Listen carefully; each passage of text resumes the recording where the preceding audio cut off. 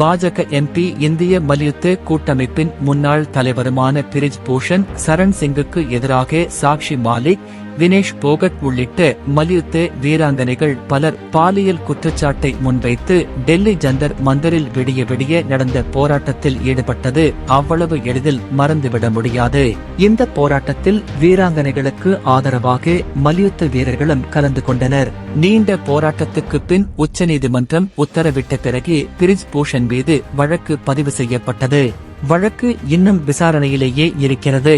இதற்கிடையில் பிரிஜ் பூஷனின் தலைவர் பதவியும் காலாவதியானதை அடுத்து அந்த பதவிக்கு நடத்தப்பட்ட தேர்தலில் அவரின் பல வருட உதவியாளரே தலைவராக தேர்ந்தெடுக்கப்பட்டார். இதற்கு பல எதிர்ப்புகள் எழவே இந்திய மல்யுத்த கூட்டமைப்பு தற்காலிகமாக சஸ்பெண்ட் செய்யப்பட்டது.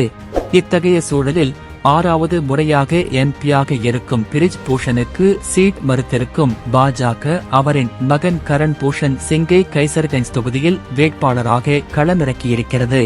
பாலியல் குற்றச்சாட்டு வழக்கில் இருப்பதால் சிக்கியிருப்பவரின் குடும்பத்தை சேர்ந்தவருக்கு பாஜக சீட் கொடுக்கிறது என எதிர்க்கட்சிகள் சாடுகின்றன. நிர்மலா சீதாராமன்.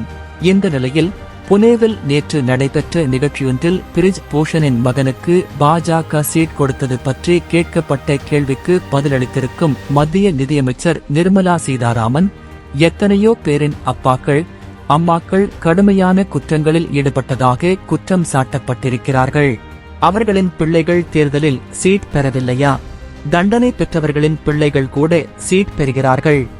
அனைத்து கட்சிகளும் இதை செய்கிறது. மேலும் பிரிஜ் பூஷன் மீதான குற்றச்சாட்டு இன்னும் நிரூபிக்கப்படவில்லை. ஒருவேளை நிரூபிக்கப்பட்டிருந்தால் ஏன் என்று எங்களிடம் கேட்டிருக்கலாம். அப்படி இருக்க அவரை குற்றவாளி என்று நாமாகவே எப்படி தீர்மானிக்க முடியும் என்று கூறினார்.